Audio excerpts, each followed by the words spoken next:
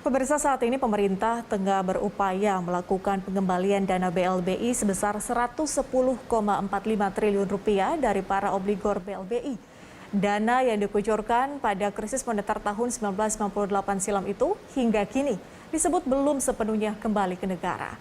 Pada pemerintahan presiden sebelumnya, pemerintah telah membentuk Badan Penyihatan Perbankan Nasional atau BPPN yang salah satu tugasnya adalah mengembalikan dana BLBI. Sejumlah upaya tersebut ketika itu sejumlah kesepakatan dan langkah telah diambil agar para obligor mengembalikan utang BLBI yang diperoleh dari pemerintahan pada saat itu.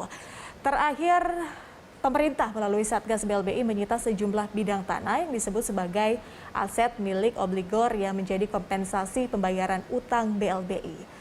Bagaimana untuk memperbincangkan hal itu, kini kita telah bersama dengan Frans Hendra Winarta, anggota Governing Board Komisi Hukum Nasional periode 2000-2015. Pak Frans, selamat sore. Selamat sore, Patricia. Baik, Pak Frans, Menko Polhukam Mahfud MD menyebut bahwa persoalan pemerintah dengan para obligor BLBI sepenuhnya adalah persoalan perdata. Namun tak menutup kemungkinan bahwa hal itu juga bisa menjadi pidana jika para obligor tidak kooperatif. Pendapat Anda, Pak Frans? Ya, menurut saya ya kita kan anggota atau penandatangan dari UNCAC itu dari PBB ya. Sehingga kita sebagai anggota atau member itu bisa melakukan hubungan bilateral maupun multilateral dengan anggota-anggota lain untuk mencari aset recovery ini atau katakanlah aset yang dilarikan ke luar negeri itu. Oleh karena itu kita bisa bekerja sama dengan negara anggota lain, yaitu melalui penegak hukumnya di sana, melalui polisi, jaksa maupun hakim di sana, kita bisa memperoleh aset tersebut sebagai anggota daripada UNCAC tadi. Jadi kita anggota daripada organisasi PBB yang namanya United Nations Against Corruption, ya. Itu kita menjadi anggota dan kita bisa kerjasama dan melakukan upaya-upaya untuk menarik aset itu ke dalam negeri.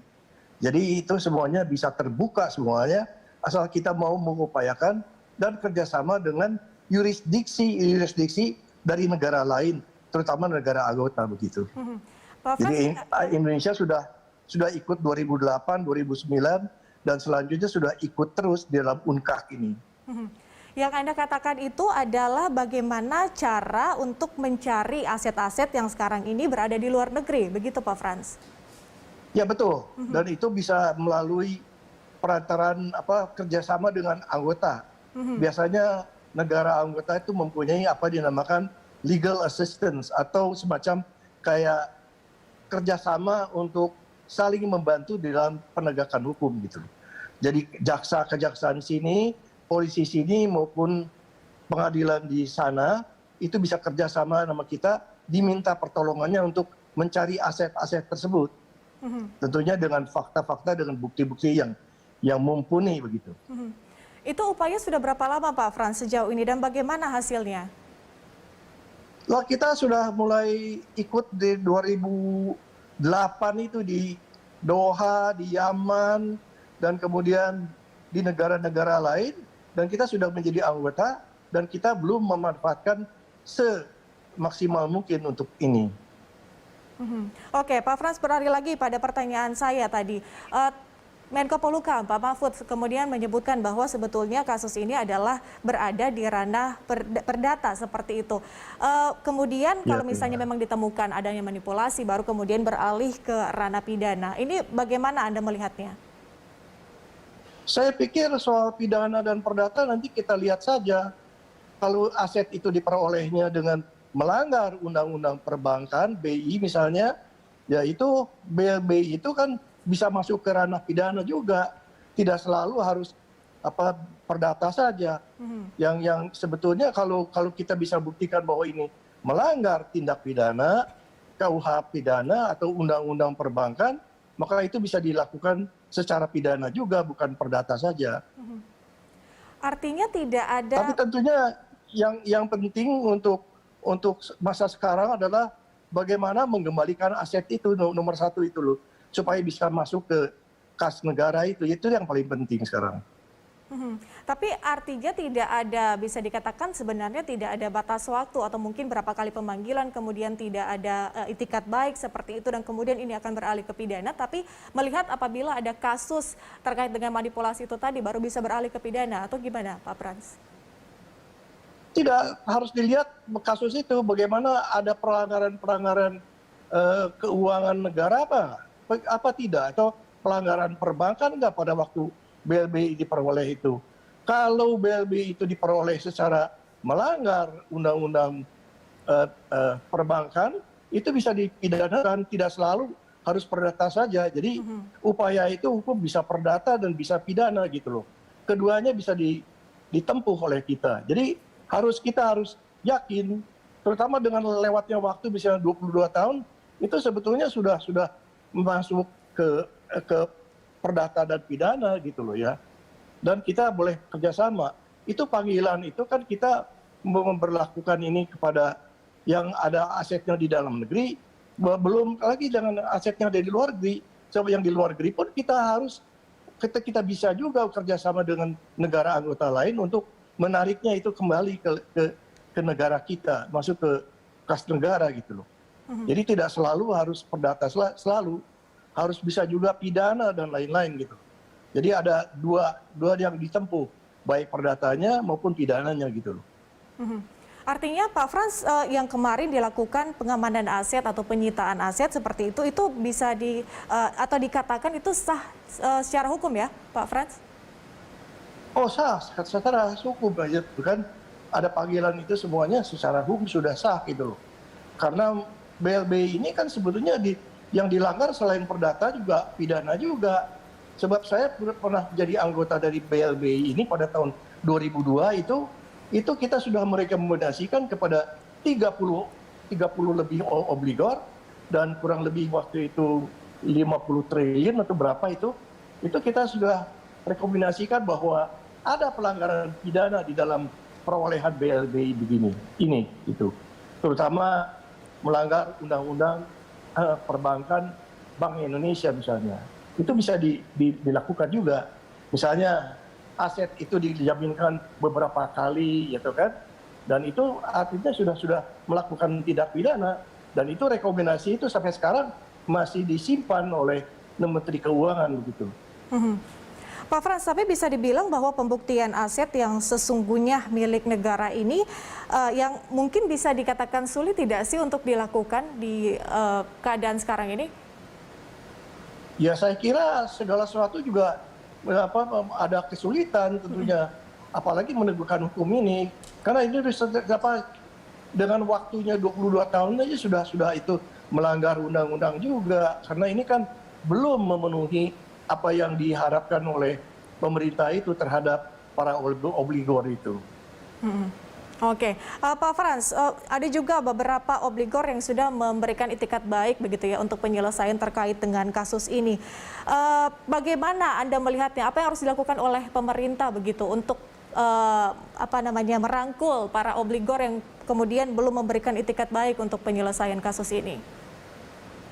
Ya, saya kira cara merangkulnya sekarang sudah tepat dengan pemanggilan-pemanggilan ini. Kalau misalnya mereka tidak datang bisa dipaksakan secara pidana gitu.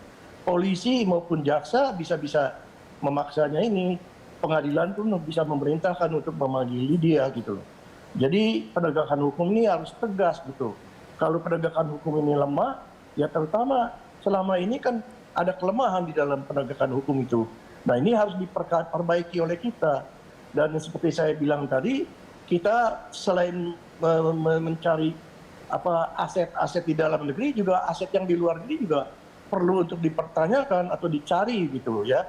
Karena banyak aset-aset yang dibawa ke luar negeri yaitu berupa money laundering atau pencucian uang. Gitu. Jadi kejahatan yang dilakukan ini kan selain perdatanya juga ada pidananya dan ada money laundering begitu. Belum lagi kita mengusut bisa dari unsur suap dan lain-lain yang merupakan tindak pidana, Patricia. Oke, baik Pak Frans, kita masih ada satu segmen selanjutnya. Pemirsa tetaplah bersama kami.